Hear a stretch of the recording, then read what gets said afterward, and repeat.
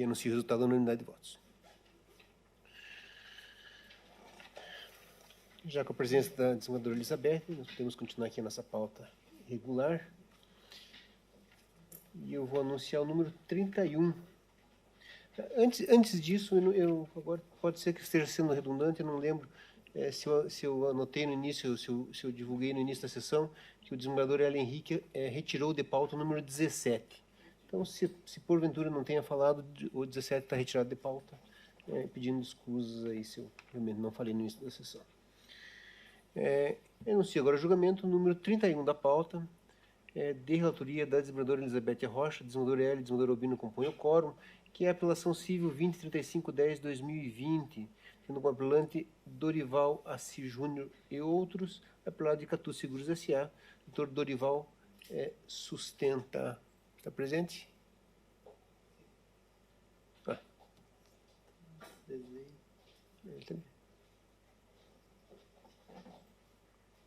tarde, doutor. Seja bem-vindo. E eu já lhe concedo a palavra pelo prazo regimental de 15 minutos. Tem bom trabalho. Obrigado. Obrigado, Excelência.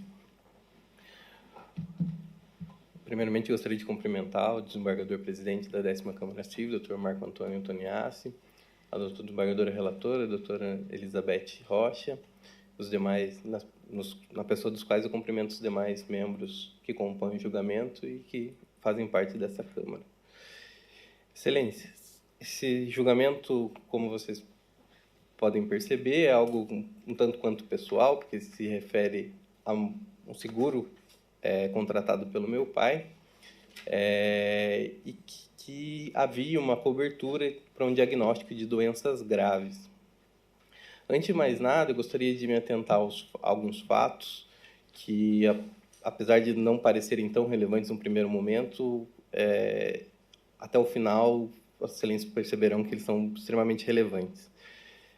Meu pai, Dorival Assis, ele era uma pessoa que nasceu em Siqueira Campos, em Quatiguá, desculpe, no interior do estado, numa área rural, e estudou até a 3ª série e depois deixou os estudos. Então, alguém de baixa instrução que depois, com 16 anos, se mudou para Siqueira Campos, exerceu por algum tempo atividade urbana e, na sequência, se tornou caminhoneiro na atividade que ele permaneceu até o fim da vida dele. Isso eu trago, Excelências, para demonstrar que não se tratava de uma pessoa com grande instrução, uma pessoa que pudesse contratar seguros e agir de má fé para se beneficiar desses atos, desses fatos que ele poderia ter praticado. E se fizesse também, eu acredito que não faria com um seguro de R$50 mil, que é algo que poderia ter contratado um seguro muito maior se tivesse uma má intenção nesse sentido. No julgamento, na decisão do despacho saneador, o doutor Fernando Bottoni, que decidiu pela ilegitimidade de partes, dizendo que os herdeiros não teriam legitimidade para propor essa ação, que deveria ter sido o beneficiário que deveria ter proposto essa ação. Do nosso ponto de vista, agiu de maneira completamente descompassada com a legislação consumerista e com os princípios que orientam o direito. Nesse caso, entender que não haveria responsabilidade apenas se houvesse o pedido em vida implica numa obrigação extremamente gravosa por parte do segurado. Ele teria que permanecer vivo a partir de um diagnóstico de uma doença grave por mais de 30 dias e, depois desses 30 dias, se dirigir até o banco, ou, enfim, até a seguradora onde ele contratou o seguro e realizar o aviso de sinistro. O diagnóstico do meu pai dessa doença foi no dia 19 de novembro de 2019. No dia 17 de dezembro, ou seja, menos de um mês depois, ele realizou o transplante hepático. E no dia 11 de janeiro de 2020, ele faleceu, ou seja, entre o diagnóstico e o falecimento houveram 53 dias, sendo que 30 dias ele não poderia fazer o aviso, porque estaria dentro do prazo, e restando então para ele 23 dias para que ele fizesse esse aviso de sinistro. 23 dias que seriam entre o dia 19 de dezembro e o dia 11 de janeiro, que foi a data do falecimento dele. Ora, vejam, é tão discrepante a obrigação, porque no dia 17 ele havia feito um transplante. E no dia 19, como ele iria até um banco, como ele faria um aviso de sinistro? É algo completamente descabido do nosso ponto de vista, algo que contraria a boa-fé objetiva e, portanto, excelências, nós entendemos que há sim a legitimidade dos herdeiros para propor essa ação e requerer a indenização, porque houve o implemento de todos os requisitos. Ele teve um diagnóstico de uma doença grave, uma cirrose hepática, com necessidade de transplante, em que a apólice prevê que a necessidade de transplante é considerada uma doença grave, e permaneceu vivo por 30 dias. Então, houve o implemento de todos os requisitos. E entender de maneira diversa contrariaria o princípio do direito adquirido. Ora, se ele preencheu todos os requisitos, se ele já poderia usufruir daquela indenização, como negar que os herdeiros se pudessem propor uma ação depois? E também o princípio da propriedade, que há o direito a uma indenização, automaticamente isso se transfere para o espólio e há legitimidade nos demais. E, diante disso, o pedido principal da apelação é pela anulação do julgamento e retorno dos autos ao primeiro grau, tendo em vista que já foram no despacho saneador, então não houve a produção de provas testemunhais, que seja anulado e retorne ao primeiro grau o processo. Subsidiariamente, há um requerimento de reforma para que, caso Vossas Excelências entendam que o feito já esteja maduro para julgamento, que julgue procedente a ação com as provas constantes dos autos. O que eu acredito que é mais do que suficiente, que existem muitas provas nos autos, e a discussão, basicamente, reside a respeito de uma doença pré-existente. Veja que, no primeiro momento, a causa da negativa do seguro não foi a doença pré-existente. Foi ele não ter permanecido vivo por 30 dias após o transplante.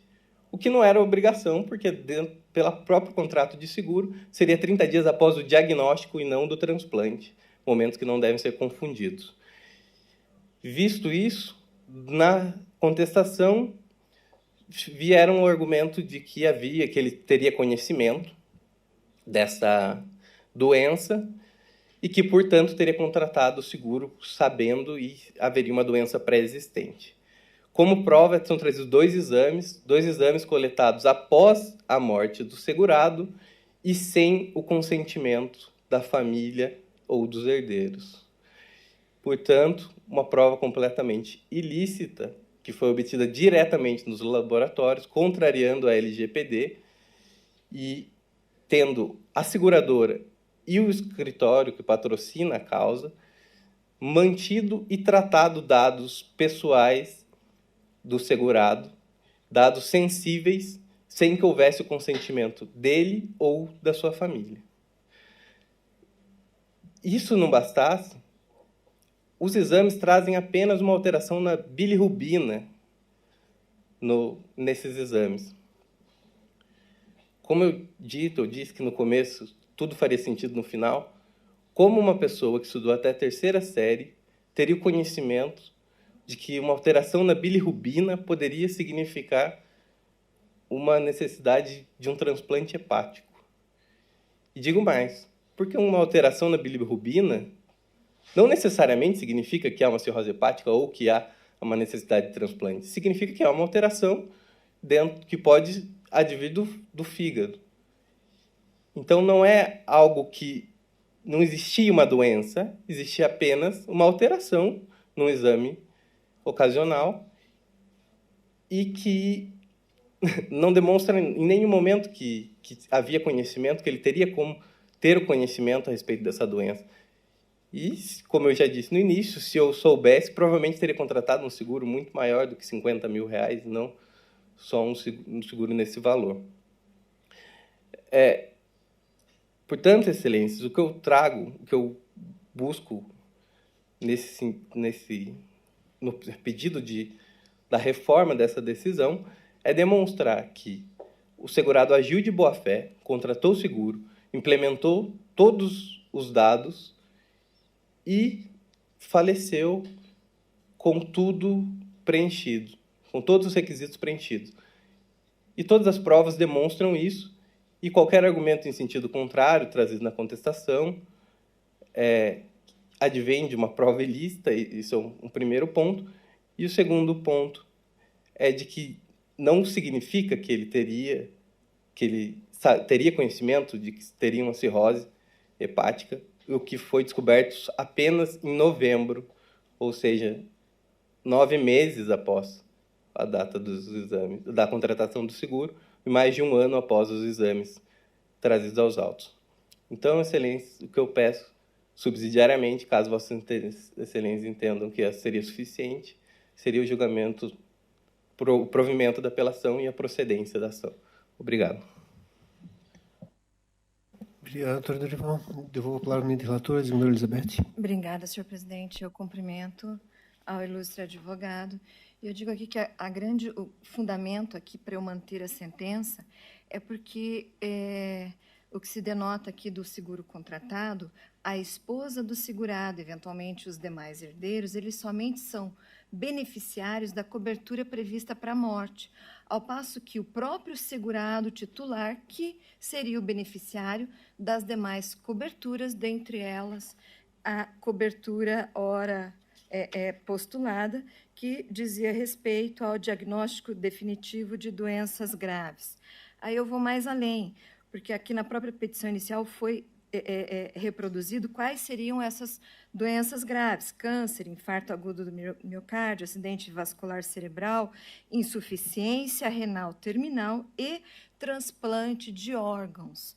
Aqui, como veio da tribuna, o segurado foi diagnosticado com cirrose hepática, que, dentre as moléstias, não estaria enquadrado nas anteriormente aqui mencionadas, mas, de qualquer forma, ele teria, sim, mas ele, direito a essa cobertura, em razão do transplante de fígado que foi realizado. Porém, também é cláusula expressa de que caberia ao próprio segurado requerer essa cobertura 30 dias após o evento. Porém, ele veio a falecer antes dos 30 dias. Então, seja que porque o próprio segurado era o único beneficiário dessa cobertura. E para ele ter direito a essa cobertura, no caso, ele teria que ter requerido, mas também sobrevivido 30 dias após aqui o transplante. Enfim, de qualquer modo, aqui que eu veja, eu não tenho como acolher a pretensão dos autores, que não possuem efetiva legitimidade para a cobertura em comento. Por isso, eu mantenho a sentença e nego provimento ao recurso, senhor presidente. Obrigado, desembargadora Elizabeth. Um voto do desembargador Hélio. Estou acompanhando, senhor presidente. Desembargador Albino. Senhor presidente, eu achei o caso interessante e eu gostaria de pedir vista. Próxima semana, senhor presidente. Então, o julgamento suspenso com vista ao desembargador Albino, que o trará na próxima sessão de quarta-feira. Obrigado, doutor.